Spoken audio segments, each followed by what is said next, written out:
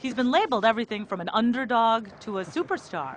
None of it really phases Justin Beaver. Every day I wake up and I'm thankful for the things that have happened to me. And a lot has been happening. This kid can fly. As a running back, he rushed for more than 2,000 yards his senior year and led the UW-Whitewater Warhawks to a Division III national championship.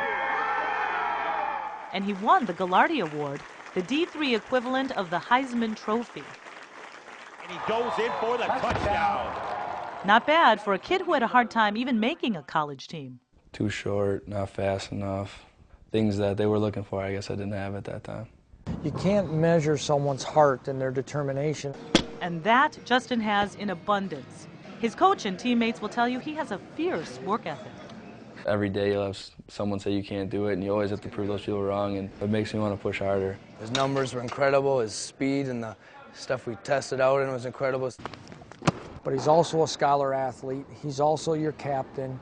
He's been accountable in every single facet of weight room, classroom, and on the field. He got one man to beat. It's definitely because of my grandparents. The reason that he really got into sports was to get his mother and dad to notice him, and it didn't happen.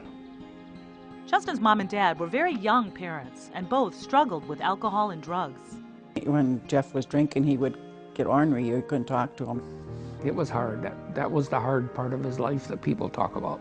When Jeff wasn't drinking, he took Justin fishing. I mean, they had good times together. For most of his childhood, Justin lived with his father's parents, Don and Joanne Beaver.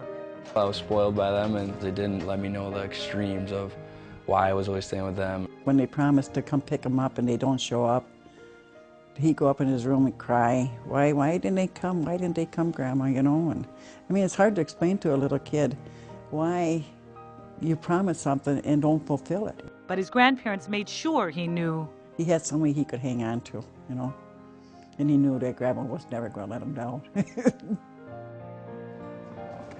that relentless dedication was an example to Justin. And it kind of self-taught me that when you're pushed down, the only thing you can do is get up. 1, 2, 3.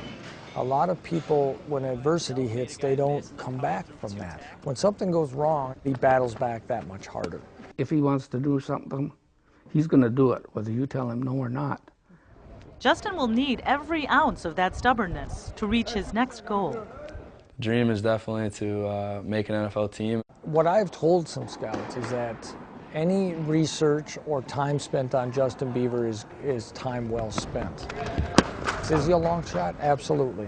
If you bet against him before, you lost. I'd say don't bet against him again. I know that if I do as good as I possibly can, that makes them happy and it fulfills their life too. The football and the baseball, none of that's got anything to do with the way I feel. To me, he'd be the same person if he was just Justin. I'm 68 years old, and if I had to start over at my age with him as a baby, I'd do it again. He's like a son. And he reminds Don so much of his son Jeff, Justin's dad, who died unexpectedly in 2002. It was extremely hard. And you know, you think you're prepared for that? Mm-mm. I definitely think that he's there in spirit, helping me and guiding me. And reminding him not to waste a moment. If he had a chance to do more in his life, he would. And I kind of look at that every day and say, if I were to die today, would I have fulfilled my life? And there's not a chance, so I just want to keep pushing and keep getting better at what I do. Just get better in life and live life to the fullest.